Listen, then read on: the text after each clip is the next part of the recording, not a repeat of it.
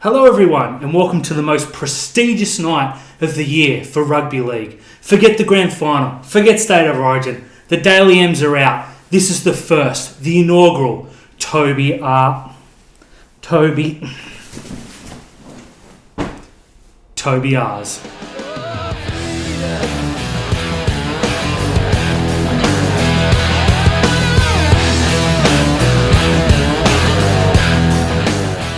Terry! Talk to me, Dan. Before we jump into the festivities of the inaugural Toby R's, let's cover the round in 30 seconds. Penalty try? Yep. A surprise Turbo had a quiet game against a good side? No.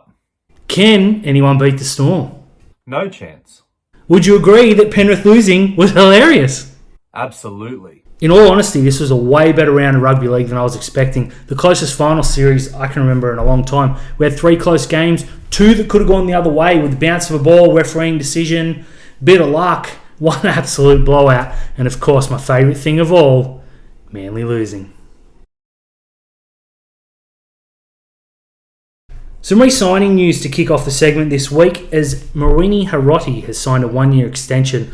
Look, I have to apologise because I was a little bit negative on the situation, and the great Fitzgibbon is right in everything he says and does. So I want to take that back. Look, I see the youngster stepping into a Bryson Goodwin role of sorts in that he was signed a couple of years ago to play when required. I think our back 5 is set, signed, sealed, delivered for next year. Hiroti will come in when required, if there's an injury, etc., drop in form. We've got young Janai Lualua and Jensen Tonomapia coming through, who are both superstars in the making. For those that don't know either player, both would have had brilliant seasons for Newtown, if not for obvious conditions. Both are wingers who can play centre, both are quick, and both can find the try line. That's something every rugby league team and their fans wants and enjoys, young try scorers. One of them will play plenty of football next year. I don't know who it'll be. Could be both, hopefully. But as for Hiroti, mate, enjoy the ride.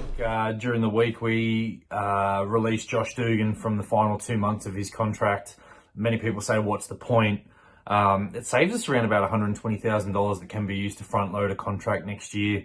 Look, it's a shame that Josh Dugan's time with the Sharks is ending like this.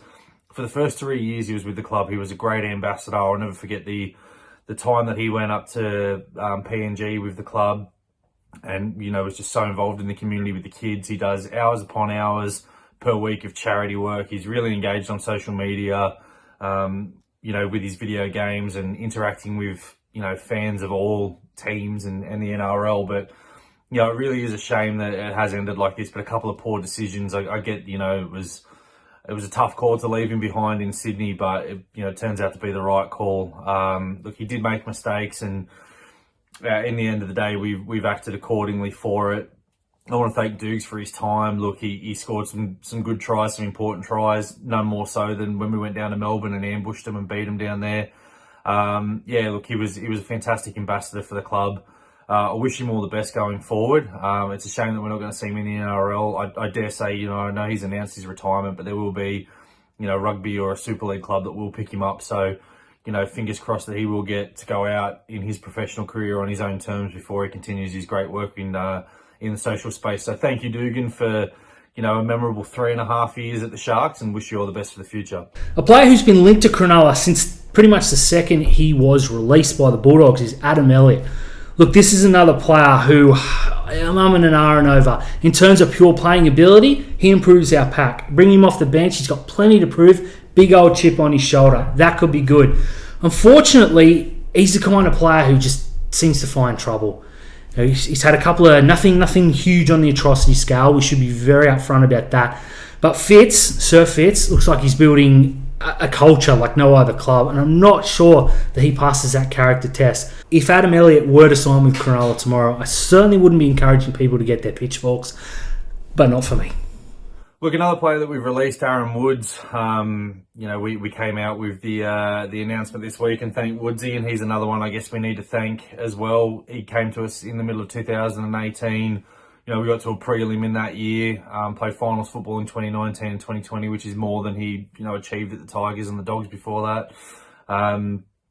But look, it's one of them things now that we've made the decision that, you know, we need to fix our ruck up and Aaron Woods isn't a player who's going to be there for us. There's a couple of other players as well. We're still umming and ahhing about what we're going to do. One of them is Billy Magoulias. I think Billy Magoulias will be a key piece for a club that, needs to rebuild, but needs to rebuild quickly. And I think he could do a job at a club like the Bulldogs. I'd hate to see him go, to the Dragons or the Tigers, where they're probably not going to bring the best out of him. But, even go up to the Cowboys. There is a player there in Billy Magoulias. I just don't think the style of the game at the moment and the style that we're aiming to play is one for him. He's one player that I wouldn't re-sign. Another player, Aiden Tolman. Tolman probably played too many games this year than I wanted him to. But he's a guy that you can keep in your squad who can come in and fill a void. It's one of them things. If he was to re-sign for another year and be there for culture, develop the young kids. His ruck defence was still really good this year. He probably got a bit too involved in the fourth tackle hit-ups for mine. I can see where people got frustrated with him in that regards. But look, I wouldn't be disappointed if we kept him around for another year as a squad filler. But if you see Aiden Tolman's name in the 1 to 17, that's where it's if you see it every now and then, it's okay. But if you're seeing it consecutive weeks and consecutive months, then that's probably an area of concern there. So I'm 50-50 on that. I won't lose any sleep if he signs or re-signs. I'd prefer him to stick around at the club and be there to mentor the younger guys.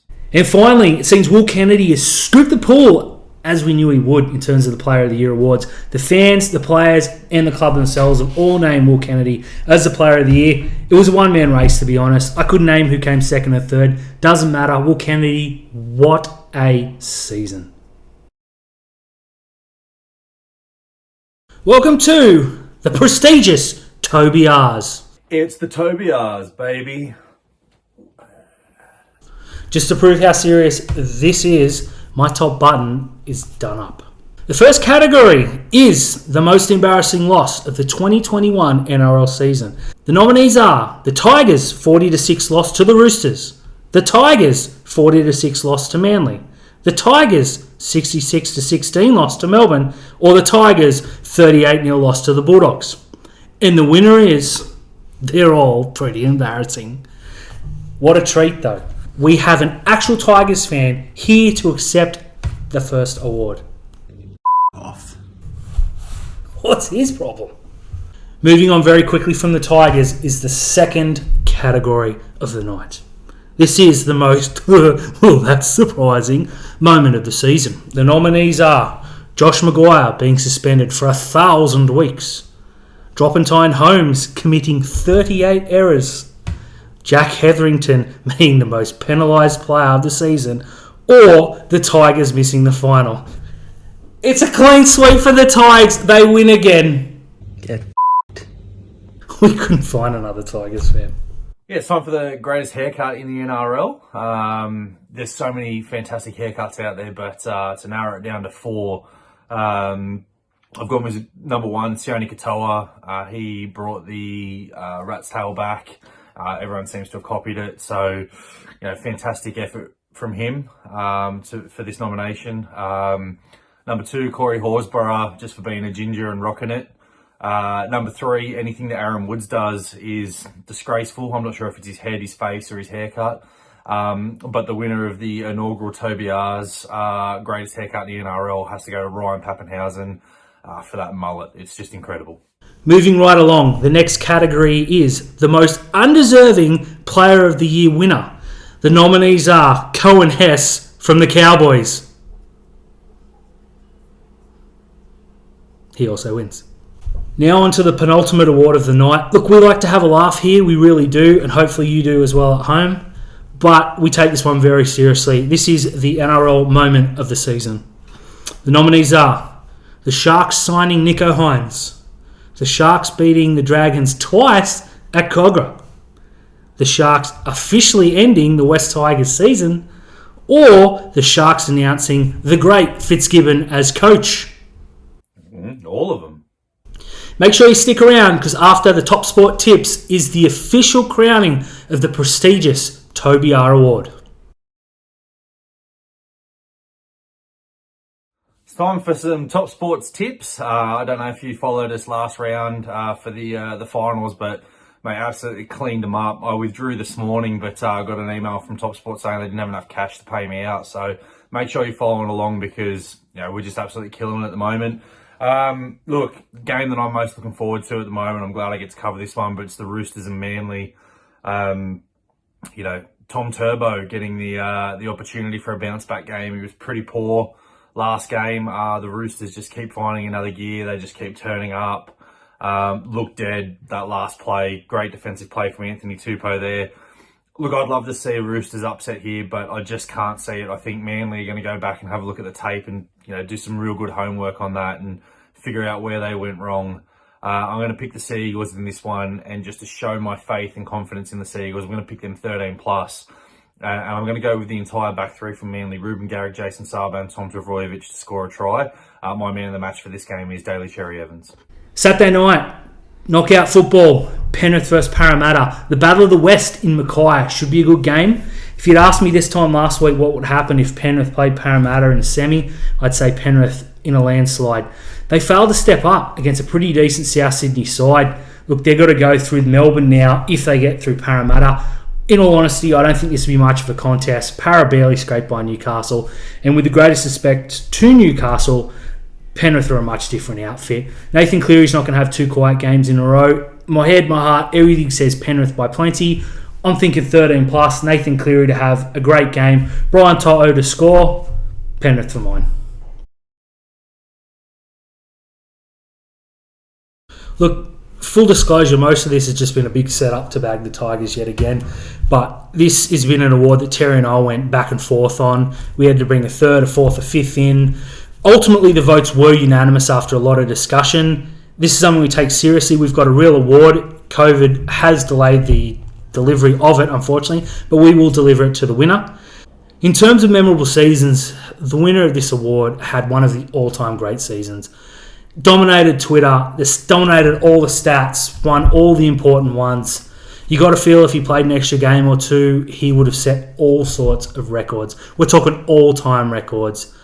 It is my distinct honour, my pleasure, to announce the inaugural Toby R winner as Toby Rudolph! And also Tommy Turbo.